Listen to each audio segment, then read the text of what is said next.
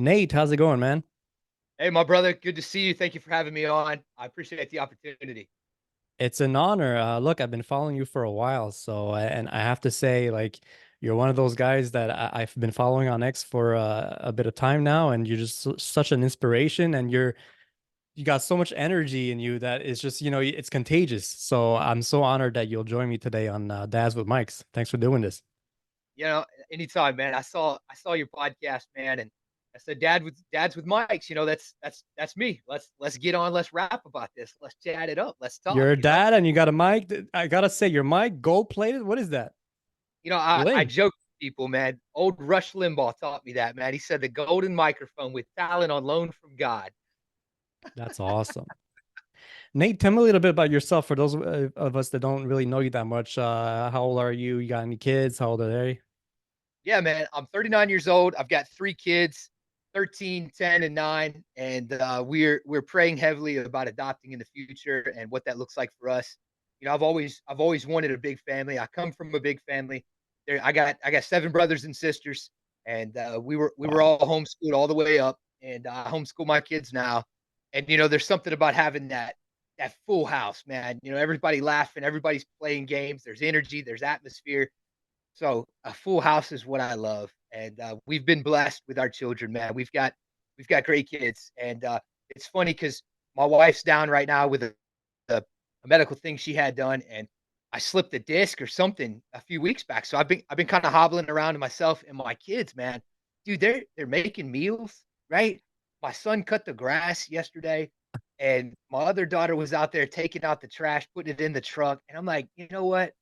This is great. This is a testament Teamwork. to it, right? And I was so blessed, man, because sometimes you got to get on kids for things, and in my case, it's just not so, man. I'm just so blessed. They see this need and they're filling a need, and I'm like, thank you, Lord, for good kids, right?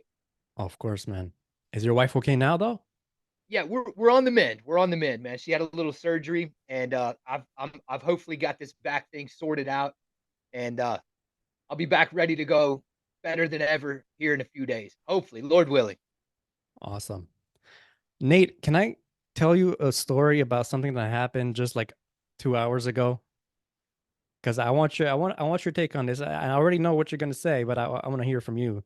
Uh, Me and my wife today, we took the kids out to the park. And just to give you a little bit of background, my son is 6 years old and my daughter's 4 years old. Nice day, here in Montreal, it's not that hot, but it was still nice enough to go outside. So we took the kids to the park. It was just us and this other dad with his two sons, maybe between 8 and 11 years old, and his daughter, who was maybe around 4 or 5. And the father was sitting there on the park bench on his phone, looking down the whole time. I think you know where this is going. And his daughter was on the swing saying, Daddy, can you push me? And he turns around to his boys, says, Guys, take turns pushing your sister on the swing. Head Mm, back in the phone. The boys were playing football. They were tossing the football around. So they didn't feel like going to push their little sister on the swing. sure. So he starts yelling at them, Guys, take turns and go push your sister on a swing.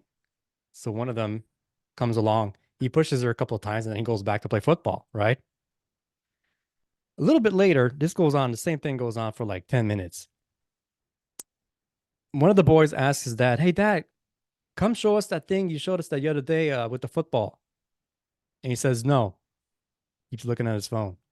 And then he realizes maybe that he just said no and didn't provide any reason. So he just says, maybe later. And they're like, Okay,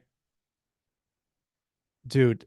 And I look, I hate to be that guy that looks down on those other fathers that are just either not interested or lazy or complacent or whatever you want to call it.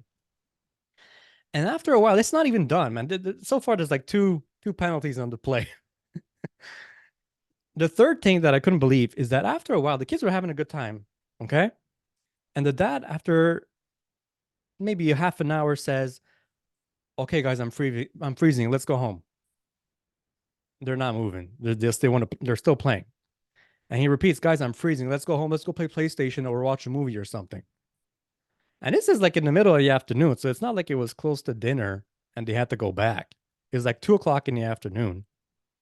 So the kids could have easily spent the whole afternoon outside in the sun, fresh air, playing, moving around, exercising by playing. But this guy is forcing them to go back home and sit in front of a screen. And then finally he insisted, so they left. I just couldn't believe that. I mean, I see it every day. And another thing happened with like something like that. When I take my kids swimming, they take swimming lessons every Sunday. And sure enough, every single dad sitting next to me on the bench, face planted in the phone. What do you say to guys like that, Nate? You know, this is a dime a dozen stuff, right? This is stuff that we see every day, right? And you know too much now. You've seen too much of good parenting to now not recognize these flaws. And this is the reality, right? How many times would that kid come and ask that dad to play before he finally gets the message of no, right? How many times? Let's say we all have heard 18 summers, right? You've got these 18 summers. Let's say you get 10,000 times where that child's going to come to you and say, Dad, can you play? How many times have you already exhausted with that no? 1,000, 5,000, right? And this kid could ask 12 times a day or 15 times a week or 25 times a month. It doesn't matter. How many times will that child come to you and say, Dad, can you do this before they get the message that you just don't have the time? And if you do not make time for them now, they'll never make time for you later, right? You want friends when they're in college and in high school, you have to do it now, right? You invest and build those relationships now. And Yeah, it's like, my guy, you are wasting the most valuable years of your child's life. And, and I'm guilty, right? There's been times where I've been at the pool and I've yeeted 100 kids into the pool. I've tossed them, I've chucked them right, and now I'm starting to get fatigued. And I'll take a break and I'll go over and I look at all the other dads, and I'm like, are one of you guys going to just step up and start yeeting kids again, right? Or is the beer too important, or the music that you've got going too important, or that phone, or whatever? That email, that social media, whatever you're scrolling on, can wait. I promise you 7, 8, 9, 10 years down the road, they will not ask for your time like they used to. And you're going to come up to your daughter or your son, God forbid, and you're going to say, how was your day at school? What did you do? Did you meet any friends? And they say, it was fine. It was good. No, I didn't meet anybody. You say, well, what's going on? You say, nothing. And they're going to take off to their room and actually do the screens that you pushed on them for so long. And they're going to retreat to their fortress of solitude without the conversation that you long for. And I say that, and it's negative connotation, but I also say it with hope that if you still have kids under your roof, that the time is not lost, right? You can go and reinvest this time and become the father and friend to these young people that they need you to be, rather than just isolating them. Dads who push kids away will never have friends with them when they were in college and high school. that's Right? You right. push them away now, and they will not be friends with you later. Yeah, it's you're spot on, man. And it's not just that, but also you're showing them the example, right? You're supposed to set the example. And just like you said, when they're teenagers and you're going to be asking them questions and trying to have a conversation with them, if the kid's going to be looking right into his phone, you won't be allowed to say, "Hey, look at me when I'm talking to you," because you did the same thing to them when they were kids. They might not remember specifically, but they still internalize it, and it's within them. They know somehow, and it just is comes out in behavior when they grow up. 100%, man. 100%. Monkey see, monkey do, right? Yeah, Acorns don't exactly. fall far from trees, man. And it's. I said this to somebody early on in my Twitter game, and I've kept this mantra for a long time. But if you give them screens, they'll ask for more. If you give them time, they'll ask for more. And that's something that's carried me through. It's been a reminder for me because I mean, let's be honest, brother. We all get busy, right? We've all got things we need to accomplish on our devices, especially with social media and us running businesses from our phones and things like that. Yeah, for sure. But those times where they come and ask, right? You give them a yes to time. they will always ask for more of it. And that is a perpetually repeating process throughout life. You give them time, they'll want more. You give them screens, they'll want more. Mark that down, right?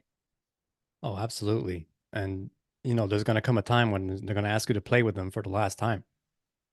I can't imagine like my kids, they're really still pretty young, right? 6 and 4. So like they're still at the phase where they're asking me, they come home from school and they want to play with me. And I'm not done my day at work, right? Because school ends pretty early. I mean, so for me, I still have to work till 5:30 sometimes. I don't want to say no to them. There's no way that that email at work is gonna have priority over my kids. That's something that I decided a long time ago, and it's gonna be like this for as long as I can, as long as they're still asking me to play with them, because I know that 100%. one day is gonna come where he's just gonna come home from school and go straight to his room or something. Right. That's right, dude. And we gotta make the time, dude. We gotta find a way to say yes. We gotta find a way to give them that time. I've heard a lot of dads come back at me about this. Well, I just got such a busy schedule and I got so many things going on. And Yeah, they ask me all the time, right? They're always asking me to play. They're always yeah, asking me to wrestle. They're always, all right, here's the deal. You got to carve out a time. Okay. You got to carve out this window. And if it's after dinner before bed, you say from 6 to 8, I'm all in. Or from 4 to 6 during dinner and after dinner and clean up and baths or whatever, I'm all in. Right. And I call it radio silence. I run a group of men through SRX. And one of the disciplines that I ask these men to do is every night at a certain time, the phone goes up. Right. It goes to the room, you put it on charge, and you don't touch it to the next day or when you set your alarm. yeah, It is radio silent. The emails, the phone, the computer, the Netflix, it's all off. All those distractions. And I don't care when that time of day is. It's up to us as fathers to carve out a sectionalized amount of time for our children for the benefit of them. And they're going to start to expect this. They're going to start to expect this radio silent moment, right? From 6 to 8, dad wrestles. Dad jumps on the trampoline. We go for barefoot walks. We play football in the car. We have Nerf wars. We're playing Monopoly. We are in the game for this. And it's the same in marriage. You could apply this to marriage. You try not to have intentional date nights or special times with your wife and it'll fall apart. You need yeah, to also carve out times with your spouse to shore up the relational factors in your home. And nothing without affection or care grows, right? exactly. Nothing left to itself does well. We have to maintain these. And I think, I'm a religious man. I believe in Christ. And I believe that one day God's going to ask me about the stewardship of my family, and he's going to say, man, what's up with your family, right? What's up with your wife? What's up with your children?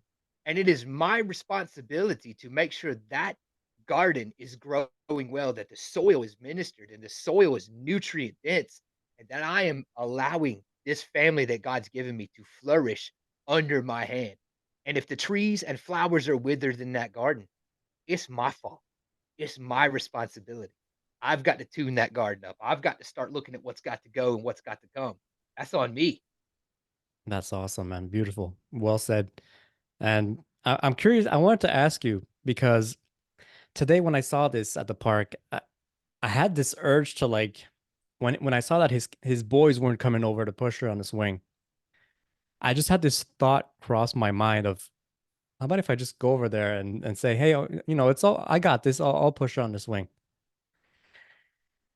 Am I risking a punch in the face or I don't know, You but so I didn't do it, and I'm kind of disappointed in myself because I feel like I because we talk a lot of we encourage people on social media, and that's great. We're spreading the word, and that's all fine and dandy, but we also got to put into action, right? I try to remind myself because it's easy to write a thread about this stuff on X and post it and share it with your boys. I want to live it too, and I try as much as possible to do what I preach. Today, I feel like I failed, and that's fine. I'm not going to be perfect, and I'm not. Look, like I said, I can't. I don't want to judge the guy, but it's just the whole time he was on his phone for five, yeah, 10 minutes. Okay, fine. I wouldn't have said anything. I wouldn't have thought anything to myself. I wouldn't have said anything to my wife. Look at this guy. Can you believe this? But it was the whole time. That really got me riled up. So I'm dude, wondering, what would you have done? this is good. This is good. I know this exact scenario, and I know that you might risk this punch in the face. So I developed this little this little hack, dude. It's like a little flex, okay? And let's say we're at the pool, and all the dads are drinking beers. Are on the side of the pool, right? And I'm up there, and I'm yeeting the kids into the pool, right? So I do this little flex, man. And what I start doing is I start making a ton of noise, right? I'm yelling and I'm like, "Let's go!" And I'm sending these kids, and other kids will start coming up, right? And these other kids, and I'll kind of look around for their parents, like, Am I cool to chuck your kid into the pool?" And I'll kind of drop them. I won't really chuck them like I'm chucking my kids, Right. But as I make this commotion and I make this big to do, these kids go nuts, right? They're hooping, they're hollering, they're laughing, and you start gathering some eyes, right? And in the situation of the swing, I probably would have gone over to that swing. I'd have put my kid in the swing next to it, and I'd have pushed her as hard and as fast and as high as possible. And I'd have made that other kid be like, push me too. And I'm like, all right, let's go, right? And next thing you know, I got two kids going. And I didn't say anything to this dad, but I'm sending you a message, right? Your kid and my kid are having the time of their life, and no dad with a brain is gonna see that and be like, "Good for them," right? No, they're gonna be like, "Man, that dad is doing something that is in my role to do. Yeah. That dad is making something happen for his child that is my responsibility to do." And I learned this from guys at the gym. It's funny because when these guys at the gym go for a big lift, they're slapping, right? They're hyping up, right? They're chalk and stuff, and right, it's just this. They want people to look at them. They Yeah. want them to see them accomplish this big lift. So I just do the same thing with dadding, right? With parenting. I'm just gonna go over and do what I think a dad should do, and maybe it'll spark something in you to actually engage with this child. Dude, I don't care if you altercate or you want to say something. I love to altercate, right? God put me on this earth for a few things like that. And if it goes there, it goes there. That's fine. But I understand I'm not trying to get in your face and be like, be a better dad, right? Right. No. I'm just showing you what you could have and what you're missing out on. And your kid is having the time of their life because I'm pushing her on this swing, and she's gonna laugh about that and ask you to do it next time, and maybe you will, right? Yeah. Yeah, that's great, man. Yeah, that's something I should have done, I think. It's I didn't think about that on the spot, but yeah, it's well, I mean, I was playing with my kids, so showing the example that way. I was involved. I was climbing the swings and the slides and all that stuff. So I'm always having a good time when I go to the park. I'm not just sitting down on the bench. I gotta move, and I have a desk job, right? So any chance I get, I'm moving around with my kids and I'm chasing them, and even in the backyard. So, That's but awesome. I mean, he saw that. He saw that I was, playing and laughing with my kids, and he didn't budge. So I said sometimes you gotta flex on them, you know? yeah, I gotta be louder. I gotta be flashier, I think. You're probably better at that than I am. A little too much at times, I could be a little much sometimes. No, man, I like it. Nate, tell me, what's BDE? All right. So contrary to what Urban Dictionary might say BDE is, right? I got this from my buddy Tyler Tote. He's a good friend of mine, and started developing this idea of this big dad energy and what it looks like for me, man. Having this big dad energy, man. Just a little bit about my backstory, man. I used to work in the prison systems, and I've always worked a blue collar job or a hard job, very physical job, manual labor job, and I would often come home absolutely depleted. Right, I've given every ounce of my energy and strength to my careers, and I would come home and I'd just be dead, dude. I'm flatlined, right? And Yeah, all I want to do is get on that couch, turn on that TV, crack a beer, eat some food, and take my boots off, right? That's the mission of me walking in the door. And when I was first married, that's quite okay. That's all right. It's just me and her, we'd hang out a little bit. But then I started having kids, and I'd come in the door. And you know this, when you come home, those kids greet you at the door with like a dog, right? oh Like a yeah, dog treats you, just excited. Doesn't matter what your day was like, doesn't matter what their day was like. They run to that front door. And yeah, I was convicted about this because how many dads walk in the door with the same energy that they get from their kids when they walk in, right? So what if we just took this big dad energy and walked in the door, "Daddy's home," right? And we're playing music, we're going to fist bumps, man. We're having Nerf wars, whatever comes to mind. So my wife and I just started strategizing. I texted her this one day and I said, when I come home, I need your help because I'm going to start coming in the door with some energy, dude. And the first day I did it, I wrote all of these down because I never wanted to forget them and I want to use them perpetually. But I take 5 minutes in the driveway, right? I pull into my driveway. I drop that day. I let it go, dude. I just, whatever happened in the day, whatever was on my mind, whatever went through at work, I take that hat off and I put the dad hat on and I open that door. And the second I open the door or the garage door opens or the front door opens, it's big dad energy time. I'm coming in with the gusto, right? Yeah. So the first time, dude, I took my 5 minutes in the truck. I got settled, and then I started just laying on the horn. Beep, beep, beep, beep, beep, beep, beep, beep, beep, beep, right? Neighbors are coming out their doors, right? They're looking. My kids come to the front door to see what's going on. They see it's me, and I slam the door, and I'm like, "Daddy's home! First one to catch daddy gets $1." And I took off around the neighborhood, right? I got my barefoot kids and my dog and my wife chasing me through the neighborhood, right? They caught me, right? The next day I came home and I just snuck into the bushes right in the front yard, and I called my wife and I said, "Daddy's home." First one to find daddy gets the biggest hug of all, right? So I see them Oh. rush out the door. They're running around the house. They're going upstairs. They see my truck. They just can't find me. Finally, they crawl through the bushes and one of them gets me. I wrap them up and we go to wrestling in the yard.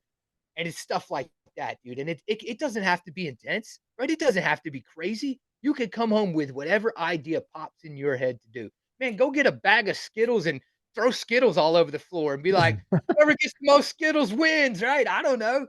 One time, dude, this is my favorite one. This is try this one and You're you'll giving be me back. ideas right now, man. I like the That's right. Skittles idea. Write them I'm taking down. notes You'll right love here, it. man. There we go. So, dude, I went to the bank and I got $100 in ones, right? And the kids had just been helping out so much that week, and, I was already gonna give them a little bit for helping out and doing their chores and stuff like that, so I popped the band on these 100 ones, and I walked in the door, and I said, "Daddy's home, and daddy's rich," and I threw these $100 bill all these ones in the air, and it just everywhere, right? They're scrambling, they're screaming, right? And I'm like, "Thank you guys for being a blessing to your mom," right? And it was amazing, right? It was just fantastic. Okay, but hold on. But These ideas just come to you, or you write them down like content and you plan them out throughout the week? What? yeah, every time I get one, I put it in my phone, and I just remember, "Hey, I wanna come home like that. I wanna try this one time," I got one sync my Bluetooth up to my phone in the house and cut on, like, "Turn down for what?" when I walk in the door, and all of a sudden, it's level 1,000, and we're having a dance party, right? We're just in, right? And it takes 2 minutes or 5 minutes. It takes no time at all. But what it does is it makes this excitement for me coming home, right? Yeah, This big dad energy. And I'll say it like this, man. Dare we not become the type of men that let our careers stop us from giving our energy to our kids like they need, right? Dare we yeah. let that happen? There should be nothing as important as making those kids feel special and making them feel loved and laughing with them and cutting up, right? Yeah, Don't for let sure, nothing man. else get in the way of that. Yeah, I mean, you always hear it, right? The cliche, the old cliche, life's too short. Keep hearing it. People keep saying it. Okay, well, what are you doing about it? That's the type of thing I'm talking about. That's awesome. Got Gotta do something, man. Don't just do something, right? Stand there. Yeah, exactly. And they deserve it, right? Who deserves our energy the most? Our kids or those people at work that don't even care about you? Man, it's so true. I've heard some people say, before your body gets cold after leaving that job, they'll be looking for your replacement. Right? Isn't that the Yeah, truth? They don't care, right? They don't 100%. care. I'm grateful to have a job. No disrespect to my job. I'm glad I have one. But in reality, who's gonna miss you the most? Those kids, man. Yeah, Those babies, those young ones that time passes so fast. Big dad energy, man. Bring it home with you. I love it. I absolutely love it. I gotta ask you though, were you always like this, or you sort of talked about it a little bit before? It might not have always been the case, but what was the triggering moment for you that said, I gotta bring it, and every day, this is my family. It's good, man. So I call this the gray man, and the gray man was the part of me who lacked color, who lacked purpose and vision and drive, and this the gray ripples into every area if you let it. Right? It's melancholy. It's Eeyore. It's abysmal outlook. It's negativity. It'll ripple into your sex life. It'll ripple into your parenting. It'll ripple into your vision for your businesses. It'll ripple into your conversation and your tone to where people are asking, "Are you okay? Right? Are you all right?" Because you have a melancholy tone. You're not even producing sound with life. You're producing words with no life. That's the gray man, and I had become the gray man. I did Okay. not have a vision for my life. I did not have a vision for my health or my faith or even my finances, right? I was unsure of where I was going. And Rim, I kind of say it like this. It's a man who's punching the clock and living for the weekends, right? He's waiting Yeah. for something good to happen in his life. He's waiting to be able to party or waiting to for the vacation or waiting for his kids to go to bed so he can scroll. He is always in a perpetual state of waiting for something good to happen, and he's never making anything happen. He's alive, but he's dead, right? He's Right. just still drawing breath. And I've heard it said like this that that man is akin to a rut. And all a rut is it's a grave with the ends kicked out, but you're already in the ground. That's what a rut is. And all that needs to happen is the ends come on that grave and close you in for good. But we've dug it so long and so deep that we're already in the ground and there is no life. So as I was the gray man, I begin to see these other fathers and these other leaders and read these other books about men that I felt like were living on fire, right? They're just absolute, they're on fire in their faith, they're on fire in their fitness, they're accomplishing things in their family, and they have a presence and life about them. It's like you meet this man and you're like, dude, that's a man, right? That's a dude. Right. And he's carrying himself and he's talking in such a way that he is a man on fire. And I said, "How do I become the man on fire? How do I do this? How do I exit this perpetual gray and bring life back into my world?" And it started with disciplines for me. And it started with a certain set of standards that I believe make me the man on fire. And I call them the I will statements, and I will every day do X. That makes me a man on fire. For example, I will not look at pornography every single day, right? I will abstain from alcohol. I will work out my body every single day. I will read the Bible every day. And I begin to develop this habit list to make me this type of man that would emerge from the gray. And I'm happy to tell you that I left that gray man on the side of the road, dead as a doornail, with DNR tatted on his wrist. So if anybody finds him, they better not resuscitate him, right? Because I left him for dead. And out of that emerged a man of life and passion and purpose. And my life is now intricately woven into these practices to make me this man on fire because I believe every man has a purpose they're supposed to touch. The greatest day that a man finds out that he lives is when he finds out what he's living for, right? That's the Yeah. greatest day of a man's life is what he's living for when he finds that out. What would you say to someone who hasn't found that purpose yet? How do you find it? What kind of It's good. questions you need to ask yourself? Yeah. So one of the questions I would start with is who do you want to be? Right? Who do you really want to be? And if you look at your current life, the way you're living, what you're drinking, what you're eating, what you're working out, what you're watching. Do you love the life you live? And some people might tongue in cheek say, I love my life, right? Drink what I want, do what I want, watch what I want. Fantastic. But how do you really feel? You probably feel like a slump dumpkin, if I'm going to be honest with you. Yeah. Trademark slump dumpkin. That's what we use to describe somebody who gives no rips about their life and they're living like a slump dumpkin on the couch. Okay. Slum Duncan. Okay, I'm gonna start using that if you don't mind. There we go. Slump dumping. Yeah. So I would say, who do you want to be? Right? Do you want to be the man on fire? Do you want to be healthy? Do you want to be around for your kids' graduation? Do you want to be able to run your kids' first 5K with them? Do you want to be able to teach them about finances? Do you want to be able to show them faith and what it means to trust in God? What do you want to pass on to the next generation? And this idea of the future begins to take the daily steps into a plan, into an action point, right? Yeah. If in 5 years I want to know finances, I need to start reading financial books today, right? If I want my kids to know Jesus in 5 years, I need to develop my faith now. So Right. any man evaluating the future must take the daily steps to get him to where he wants to go. Right? It's called vision. What's the vision for your family? What's the vision for your health? What's the vision for you as a man? Ain't nobody coming to tell you where you ought to go. We don't have guidance counselors no more, right? We'll have people coming and saying, all right, this is what I think you should do with the current grades you have. It's on you, Yeah. right? You have the oars to the boat are in your hand. And we're like, well, God, come and help me. Give me some ideas. And he put these paddles in your hand for you to start moving that boat.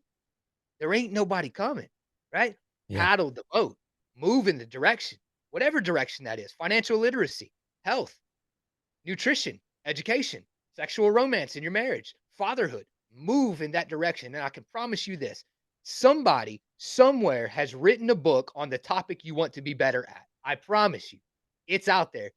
So, where to start? Go to a library, get online, get an Audible account, download a book, and start learning something, right? Don't just do nothing. Yeah, for sure. You know what? Some of the things that look, I used to be low energy just a couple of years ago, actually, pretty recent.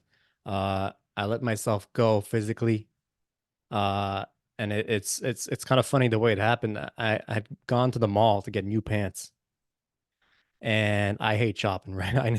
I only go if I really need to, but I need new pants, so I go to the store, pick out a couple of pair of jeans and other kinds, and I go to the changing room and I try them on. Can't zip them up. I'm like, okay, what's going on? Did I get the wrong size? Trying on another pair.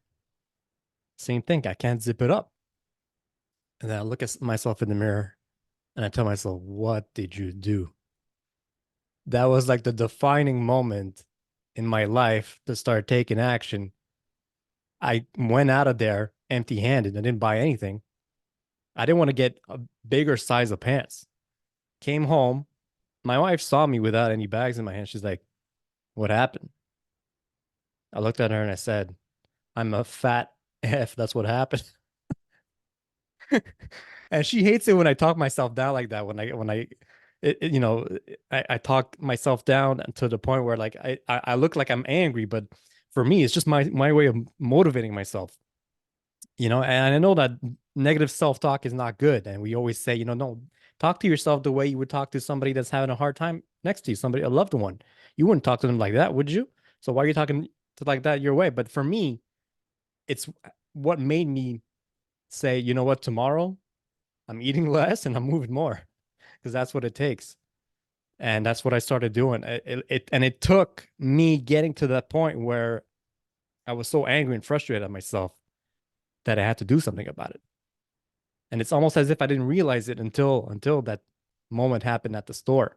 For me, one thing that really motivates me and creates that energy is working out. And now I'm like almost obsessed with it. I work out like 4 or 5 days a week, and people look at me like I'm weird now. But it's what creates that energy for me. I can't wait. Some people think it's the opposite. Some people think you gotta wait to have the energy to work out, but it's the other way around. You gotta work out to get the energy, and that'll keep you going every day, and make you want to work out some more. Yeah, dude, use it or lose it, right? If you don't use the energy, you lose it. And people are like, well, you're gonna run out of energy. You create more as you go, right? And I love your story about the jeans, right? I love that. You were face to face with the slump dumpkin, right? That's exactly what happened, right? That's You right. met the slump dumpkin and you're like, I do not want to be a slump dumpkin, right? And at these catalyst points in a man's life, it's imperative to make the decision. I'm not buying new jeans. What does that really do? Well, that lets you know I'm not going down this road, right? You were at the crossroads and you could have bought the new pair of jeans and went on home with a bigger size and done it the next time and the next time and the next time until you're a size 48 jeans, right? Yeah.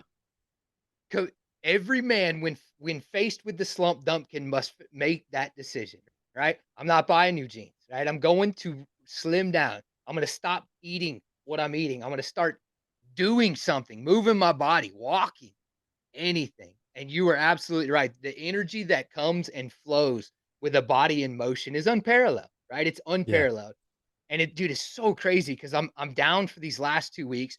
The first time I got the injury 2 weeks ago, 3 weeks ago, whenever it was, I went to my garage and I sat on a bucket and I picked up these 10-pound dumbbells and I was trying to curl these dumbbells and trying to shoulder press these dumbbells. And I'm like, I mean, so much pain trying to do this. So I went down and tried Mm. to do some push-ups, and I went back to the doctor and it had gotten worse. And he's like, you have got to stop every single thing that you're doing, right? No running, no lifting, no swimming, nothing, no jump ropes, no dead hangs, nothing that you think is gonna help this back. Dude, I even tried to do like runner stretches because I was like, I'm gonna stretch this thing out. It's tight. I'm gonna stretch it out. And it got worse. Hmm. And I had to just let it all go. Right. And there was a time when I was the slump dumpkin that I could have gone months without moving or working out or exercising, and I was fine. It didn't bother me a bit. But once exercise was introduced and the neural pathway connectors formed these good memories and good feelings and good energies that came with working out, it had awakened something in me. And now I can't let it go, though I'm injured, right? I can't stop doing it because I'm like, this is daily. You have to move your body every single day, Yeah. and it has the dichotomy shift is it's unreal, you know? And so I always look back at that, and I know that there's people who are still stuck in the phase of they're not phased when they don't work out. They're not bothered when they don't move. In fact, they avoid the discomfort. They avoid those certain situations that are going to bring uncomfortability to them. But once you tap into this resource, it will forever change the trajectory of your mindset. And that is a promise. Yeah, I'm so glad I didn't go that other way because I could have easily just bought the bigger size of jeans and went home and just went about the same way. What was that going to do? Is it going to keep me in the slump for how long? Who knows? So no, I don't know what it was, but that day I was like, no, this is not happening. Defining Me moment for me. put that slump dumping back in the closet, baby. That's right. Get out. Okay, so what would you look? Maybe not everybody would have gone there, but what would you suggest to somebody who hasn't worked out for a long time? How should they start? Because a mistake I see a lot of guys doing is that they go in and think they got to go 3 or 4 times a week at the gym and start lifting heavy right away. How do you get them started?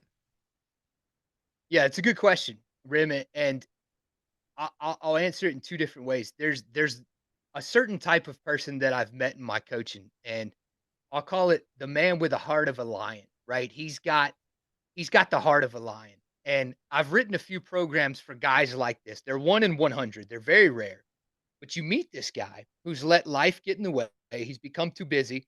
He's got a successful business, and he's just let his body go. And he needs this simple ignition point, right? All he needs is this ignition point, this catalyst, this push. And once this dude is going, he's a machine, right? He is forward facing. He's touched back on the flame and he's now ignited his passion. He's becoming the man on fire. He rarely needs anything else from me, right? He rarely needs my coercion to go because he's touched flame before and he knows what it feels like. And when he touches it again, he comes right back alive, right? It's like touching the electrical circuit and completing the circuit, and boom, all circuits are firing, right? And it's all they need. It's the man with the heart of a lion. So for that guy, I would say all they need to do is start. Anything, right? All Okay. they need to do is start. Then there's this other guy who, let's just say, needs a little bit more spoon feeding, right? A little bit more encouragement. Defeat is right on every doorstep.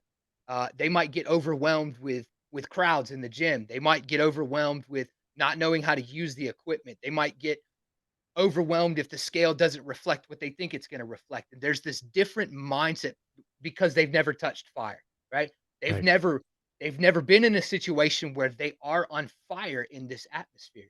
And so what I like to do with someone like that is we're going to start way back, right? We're going to start way back. I want to make this as enjoyable as possible. So if they're married, I suggest an evening walk with their wife, right? And I'm big into grounding, barefoot will, talk about getting on the grass. One of my good buddies, take your shoes off, take your socks off, grab your dog, and do a 25, 30-minute walk after dinner. Hold hands, talk about your future. Don't even make it about the exercise. Just walk, right? Yeah. Just walk.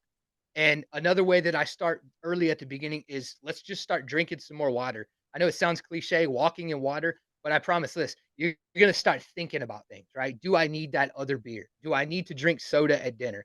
Okay, now I see my kids are asking for soda as well because I drink soda, but if I drink water, Well, they drink water, and you begin to see this positive ripple swirl around the pond of your life, right?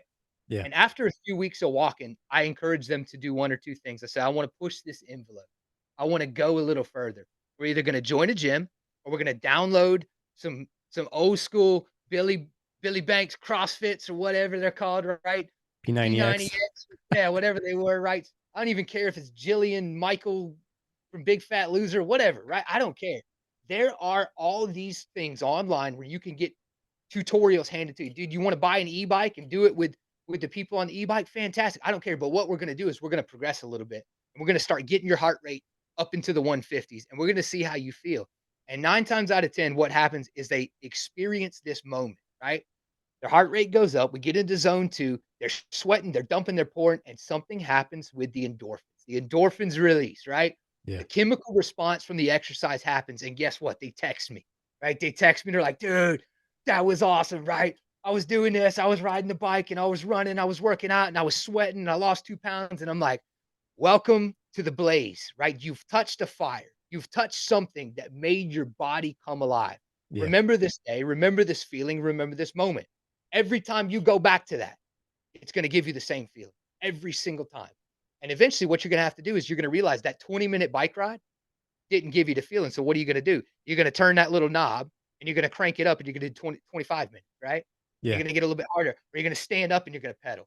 And you're always going to be chasing, right? These endorphins in this release, and it becomes the cycle of life. But there's such a positive impact that it doesn't get old either. Yeah. Yeah. You get them hooked that way. They'll want more, right? Right. And I know that's a long answer for a short question, but those 2 No, types it's of great. men are just it's almost night and day, right? Yeah. The men with the heart of a lion, they've touched fire before, they touch it again, they're back alive, right? The men who need a Absolutely. little bit more coaching, I love that too because it's like I'm seeing their first victories, right? I'm seeing they're getting their first victories and I'm Yeah. getting to watch them run their first 5K or or run their first race or do their first Spartan race or get a PR in the gym, and it's amazing. There's a lot of life there, so I love that. What's some other ways to get that BD? Because you seem like the most, look, I'm not going to lie, you're like the most positive guy I think I've ever spoken to. How do you get to that point? Or maybe not, to your point, but to a level where you can finally shift your mindset and start being more positive because you find yourself always thinking negatively for people that are in that slump. So besides working out, because working out is going to give you that energy, but it might not necessarily, it'll help with the mental for sure. What are some other things that people should do on top of that? Fantastic question. Rim, life is good, bro. Life is good, right? And there's got to be something in your life that's good. Got to be, right? A house, a car, a job, a healthy family. There's got to be something that's good. Breath in your lungs. You got to have out of bed. And I'm a man of faith, and I believe that my hope comes from above, right? That this is the hardest that life will ever be for me because I have a future hope, right? That I'm going to heaven. This is as hard as life's gonna get, and I'm blessed, dude. I'm blessed. And during my time as the gray man, when I was very bleak and very abysmal, everything was a big deal, man. It's too hot in the house, it's a big deal. Dinner's not on the table, it's a big deal. Kids are too loud, it's a big deal. Go to bed. Y'all go do something, right? And and and you're releasing these unbalanced emotions into the world. And when you begin to shift your mindset and begin to look actively for the good of life. And I've heard it said this way, man, you can't be frustrated and complaining that there's traffic. You need to be grateful that you have a car, Yeah. right? You can't be mad that your boss is a jerk. You be grateful that you have a job, right? You can't be frustrated that your wife is nagging you. You need to be grateful that she's still talking to you, right? And you're shifting these paradigms in your life to see the good every single day. Brother, I wake up, I read my Bible, have my coffee, drink my water, and I open up this little book and I just start tatting this book up, filling it up with the blessings, letting it pour out of my life. God, thank you that I'm not dead. I got a back injury. So what? Thank you. I'm not dead. Thank you. I'm alive. There's people with no legs today that are worse off than I am, right? Yeah.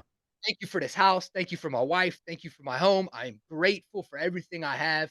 Thank you for the opportunity to be on a podcast to share your light with the world. Let me give out the good, right?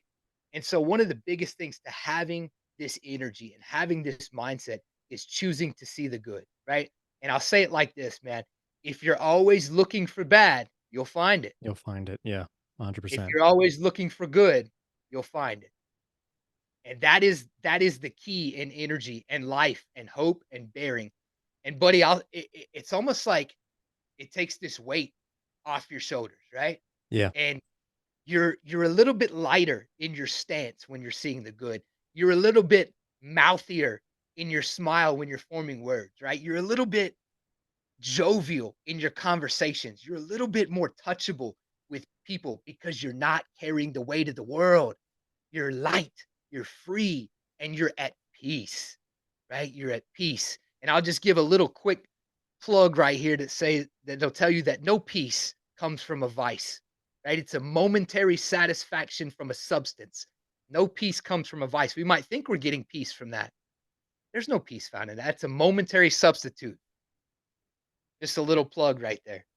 Yeah, sure. And look, I couldn't agree more. And the reason I ask that is because I find that a lot of people, their default is to complain. And I always say, like, what's complaining going to get you? Is it going to fix that problem? No. So let's go into solution mode. Let go of all the negative. Okay, it might be bad. All right, fine. Acknowledge it, but let it pass. Let's go into solution mode. What do we do about it? It's baffling to me, and I always think about that. And I'm also curious to see, what are your thoughts? What's your strategy for people like that? For people that might look like they're a lost case or sound like it because that's how they talk. Do you leave them alone, or do you try to shift their perspectives, or is that a lost cause? That's good. That's good. I several times in coaching, I've ran into what I like to call the damsel in distress. Okay. There's a man who is waving the flag of distress, right? I need help. I'm depressed. I'm anxious. My life's falling apart. My marriage is falling apart. I want to kill myself. Whatever whatever the flag is that they're waving the surrender flag, and they're looking for help, right? And I've answered the damsel in distress call before. I said, "All right, brother, let's start working. Let's go," right? And what I found out, Rim, is that there are certain people who, let's say there's been a traumatic experience in life or a hard blow that they've been dealt or a bad set of cards that they've been dealt. And there's some people that have that wound on their arm, right? And they're saying, "I need help with this wound. I need you to do something." And so I come over and I look at it and say, "Well, let's put alcohol on it. Let's start addressing this wound. Let's bandage it." And they said, "No, no, no, no, no. Look at my wound. Look at this wound. Look how bad it is. Look how deep it is. Look how they hurt me. Look at this situation." I said, "All right, well, let's address it. Let's forgive. Let's move on. Let's press forward." They said, "No, look at the scars. Look at how bad I've been affected by this wound." And I said, I see it. And there's this realization, and it's sad to me that they don't actually want the wound healed. They don't actually care to have this problem gone. They just want people to dote on them for the problem, right? Right. They want the empathy that I'm going to give. It's like they feed off of somebody doting on their bad life. "Oh man, you do have it rough. Oh man, right? What? Wow, how are you even functioning? Like, how are you even alive?" And it's like they get off on somebody coming to see how bad they have it. Like Yeah. you're almost shoring up their excuses as to why they've never done anything when somebody tells them how bad they have it. So this type of person gets caught in the love affair of wanting somebody to dote on them and wanting somebody to affirm why they've never moved and wanting somebody to say, "Oh, well, you're this way because your parents were this way, or you're this way because your dad did this to you when you were a kid, or your uncle, or you're this way because of sexual trauma, or you're this way because." You can overcome, you can forgive, you can let go, right? And us carrying that bitterness and us carrying that that wound without ever letting it heal is doing nothing for the other person. It's like we took the poison and we want them to die. You've got to be free of that. You've got to be free. And I will say this from the bottom of my heart. I mean this from the bottom of my heart. There is hope after forgiveness. There is freedom after forgiveness. You've got to let those things go. I ain't saying you put yourself in the same situation to be around those people that hurt you, but you got to move on. You got to have the funeral. You got to bury the bitterness. You've Yeah. got to get over that roadblock. And once you climb that first hurdle, the next hurdle will be a little easier. Once you see the first glimmer of light emerge at the end of the tunnel, you will realize that there are more glimmers of light the further you walk down the road. Take that step. Go in that direction. Do not stay still, right? I know your wound is deep. I know the hurt is real, but we can move on. We can progress. We can bandage the wound. We can anoint that wound. We can heal from that pain and we can see good again. There is hope. Nate, I feel like that's the most wonderful last message to guys listening to this right now. So thanks again for doing this. Where can people find you? Where can we follow you? What are you working on? What do you offer? Oh, thank you, bro. I'm on all the socials. I'm not good at all of them, but I'm on all of them. And they're up all the same taglines at underscore Nate Norman. I've got a new book coming out called Bow of Bronze that I'm very excited about, and it's about the disciplines that a man ought to have, the arrows that he ought to have in his quiver, and that'll be released later this year. Pretty excited about that. Grateful to be on, man. Grateful to chat it up with another brother dad, a fellow dad. Let's keep crushing life, man. Thank you for having me.